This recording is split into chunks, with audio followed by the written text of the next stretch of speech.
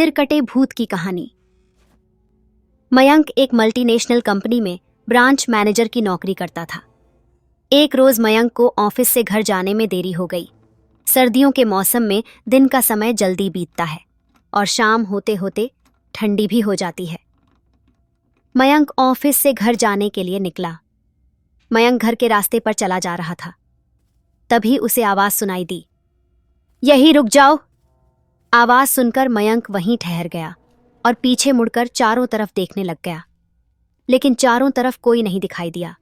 मयंक को फिर से वही आवाज सुनाई दी, सामने देखो। जैसे ही मयंक ने सामने की तरफ देखा तो जमीन पर कुछ चमकती हुई चीज दिखाई दी। मयंक उसके पास गया और देखा तो यह कोई साधारण चीज नहीं थी, बल्कि एक चमकता हुआ बेशकीमती हीरा था।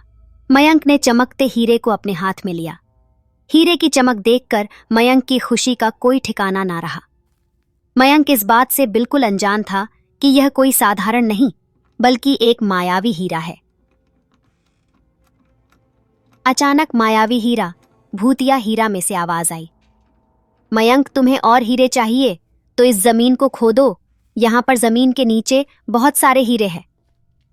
मयंक खुश हो गया और उसने खुशी खुशी मायावी हीरा को अपनी जेब में डाला और जमीन की खुदाई शुरू कर दी।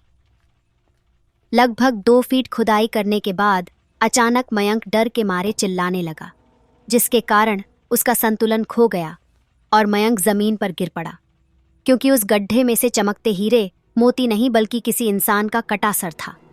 तभी अचानक इंसान का कटा सिर कटा भूत हवा में उड़ने लगा और बोला,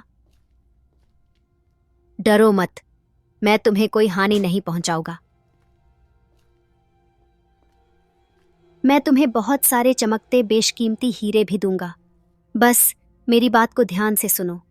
मैं जहां जाता हूं वहां मेरे पीछे पीछे चले आओ। जिसके बाद सिर कटा भूत हवा में उड़ा और जंगल की ओर बढ़ने लगा। लगभग 1 किलोमीटर चलने के बाद सिर कटा भूत रुक गया और साथ में मयंक भी रुक गया।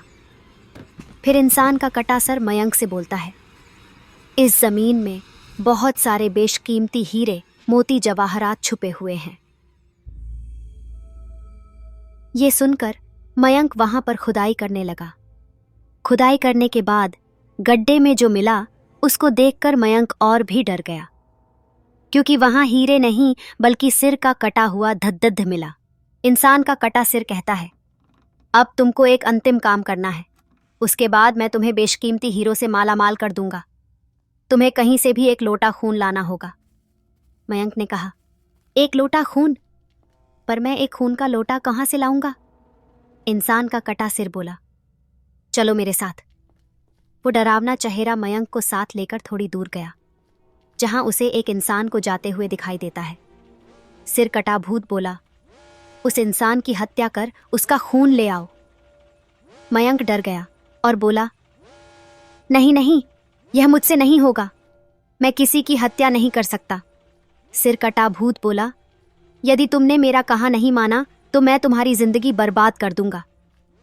मयंक हाथ जोड़कर उस कटे सिर से कहता है, मुझे माफ कर दो, यदि मैं उस इंसान की हत्या कर दूंगा तो पुलिस मुझे सजा देगी और मेरी पूरी जिंदगी जेल की काल कोठरी में बीत जाएगी।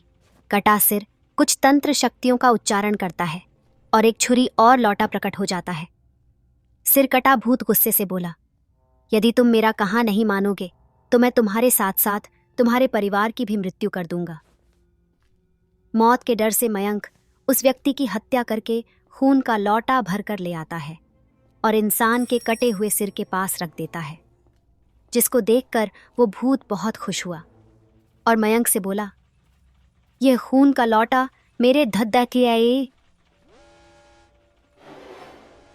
डाल दे।